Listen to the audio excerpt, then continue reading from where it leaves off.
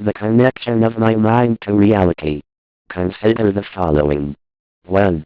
Immeasurables, for example, from quantum mechanics, Einstein's hidden variables. 2.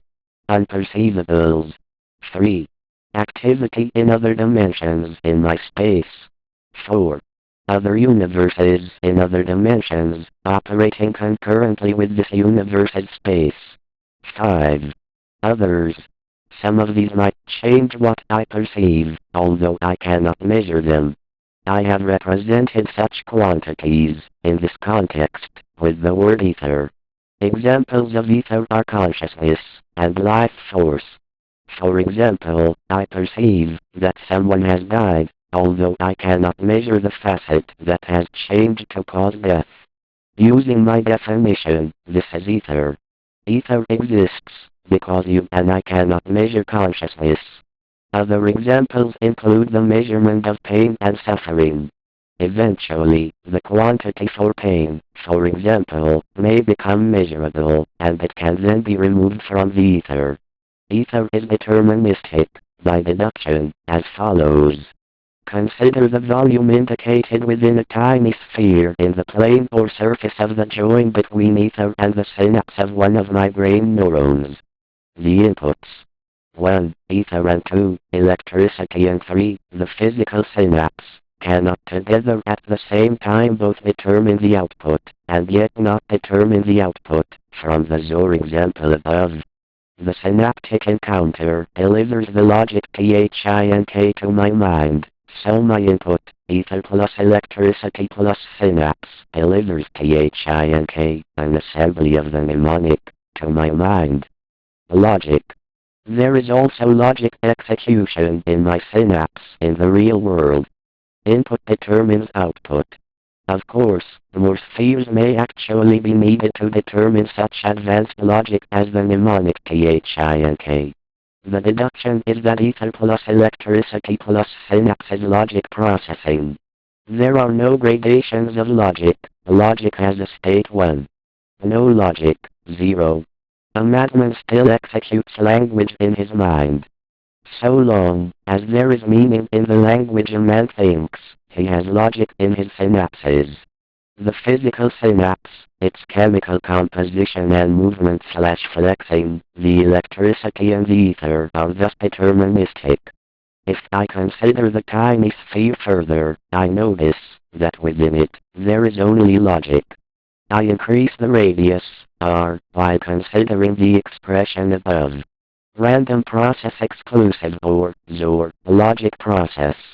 Eventually, the radius increases by delta r, and just under the surface of the sphere say 2r deep, comprises possibly part random process and part logic process.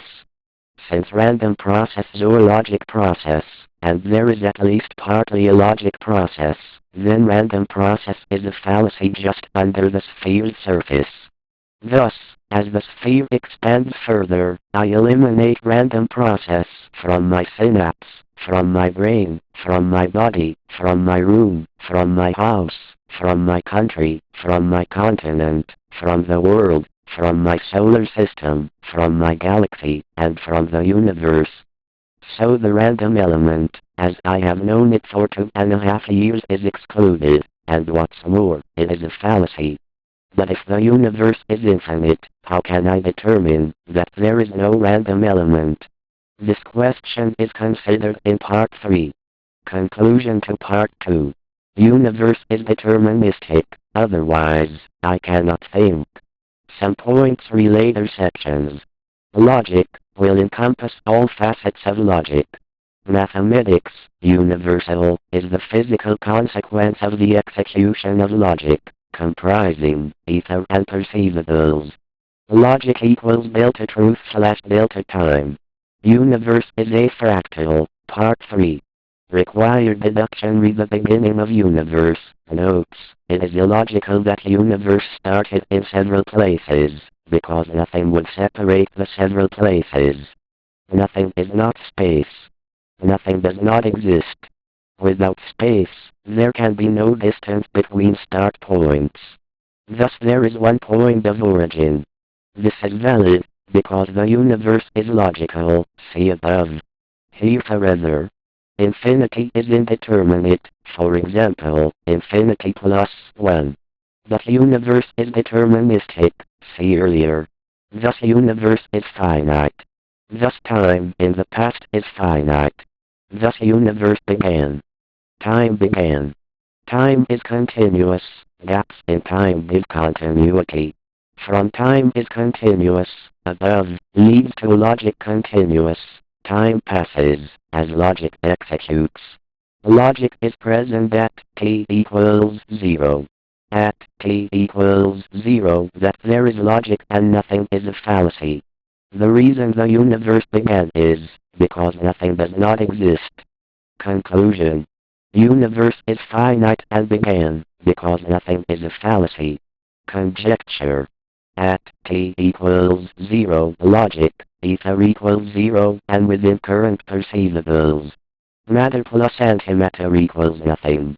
Positive electrostatic charge plus negative electrostatic charge equals nothing. Energy, light, wave only, zero wavelength equals nothing. Copyright 2002. Matt Black. Formatted text available from worldwideweb.mattblack.tv, World Wide Web. At Black. V. Thank you for listening. Goodbye for now.